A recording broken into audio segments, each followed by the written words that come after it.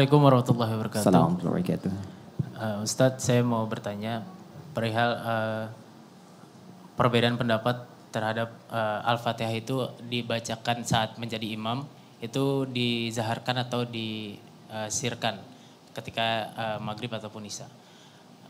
Di sini saya punya pengalaman, jadi karena saya kebiasaannya pakai bismillahnya itu dizaharkan, setelah sholat itu ada salah satu makmum itu memberikan pendapatnya kepada saya. Lalu beliau bilang bahwa yang benar adalah disirkan gitu. Terus kalau yang saya ketahui kan dua-duanya boleh gitu ya. Maksudnya sama-sama itu punya pendapat masing-masing. Terus ketika setelah itu setelah mendapatkan pendapat itu, saya bingung untuk menyikapinya gitu, apakah setelah itu saya akan tetap menggunakan bismillah dengan dizaharkan atau lebih baik disirkan gitu. Baik. Anda bisa baca kitab belajar? Belum, Ustaz. Baik. Nanti cari buku namanya Tafsir Ayat Ahkam, karangan Syekh Muhammad Ali As-Sabuni, di pembahasan Al-Fatihah. Saya berikan referensinya dulu karena Anda ingin menjawab dengan argumentasi pada orang yang merasa benar dan merasa kuat dengan argumentasi. Itu butuh referensi ini ya.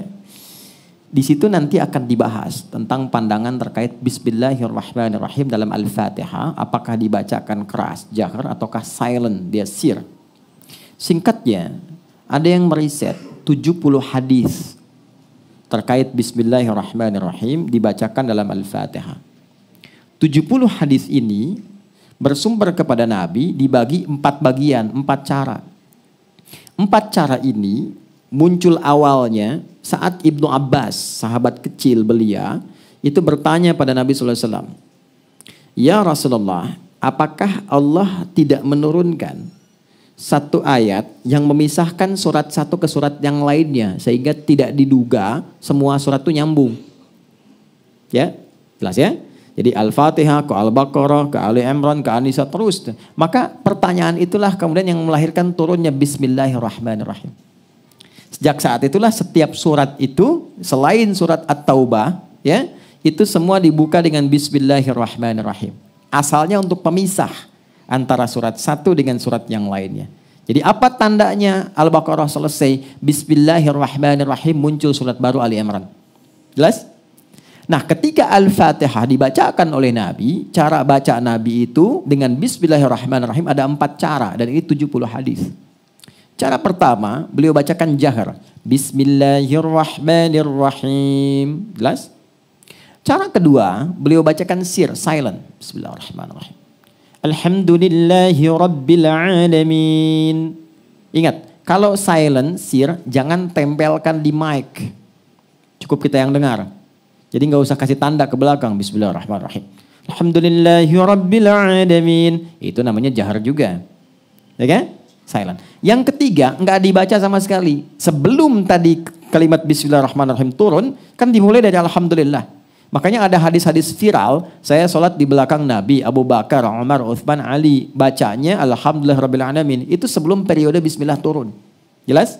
Maka tidak baca tuh langsung Alhamdulillah Rabbil Alamin. Yang keempat, kadang dibaca jahar rakaat pertama, yang selanjutnya nggak dibaca lagi.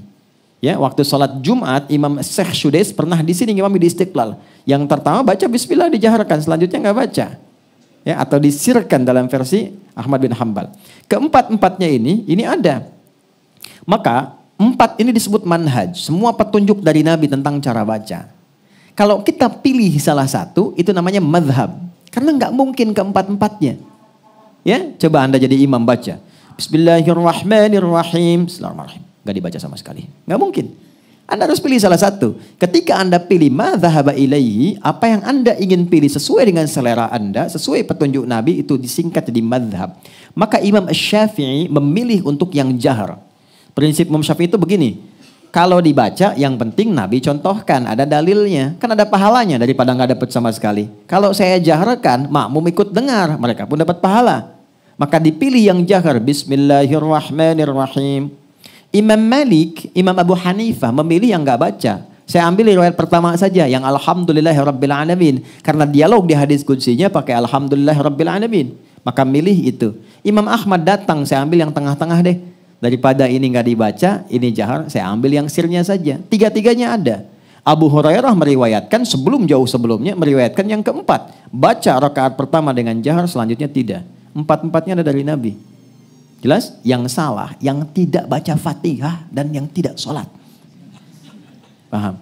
Jadi kalau mungkin ada yang berpendapat bahwa, wah itu nggak benar, yang benar yang ini. Jangan cepat marah. Jangan menyalahkan, dipahami saja, mungkin baru dapatnya yang 1 dari 4 itu. Jelas ya? Oh Anda benar, terima kasih. Mungkin saya belum dapatkan yang Anda tadi dapatkan.